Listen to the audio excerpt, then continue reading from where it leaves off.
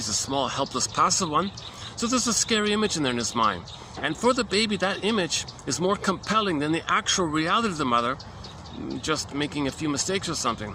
He doesn't have a real perception about that. He's dealing with the image he makes, the memory. It's a survival thing. You've got to remember this. So there's a template. There's a template. The problem is with this template is that it's set in, it's frozen, like a frozen ghost or something. Yeah, there's a band called Frozen Ghost.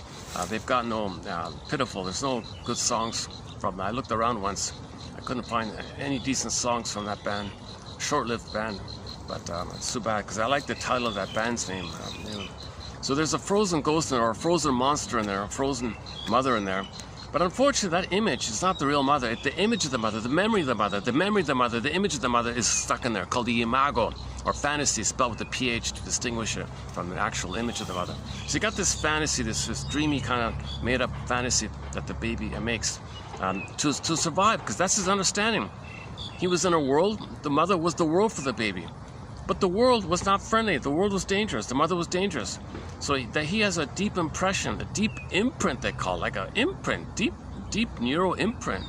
And he's kind of cursed like that. Now he's got to wrestle with this destiny, this fate, this curse. Those are the cards he's kind of dealt with. And the tragic thing here is now we're adding this new point in our collection about this pain pump. Janov calls it the pain pump. I'm just calling it like a cranking kind of thing. This image is cranking out cortisol. In the book called, in one self-help book, I saw little illustrations where in the mine you had like these workers, like painter kind of workers, and they had buckets of cortisol, and they were dumping the cortisol into the bloodstream, kind of thing. So there's something being released all the time. We're always in stress mode called chronic stress. So our system is in chronic stress. Now, how do we stop this thing? How do we say hold the phone here?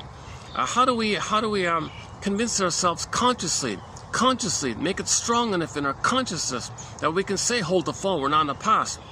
But when you're flooded in the survival area, you don't think clearly because you think in survival mode, and you're flooded with stress, and you don't trust and love because you don't have oxytocin and trust and serotonin.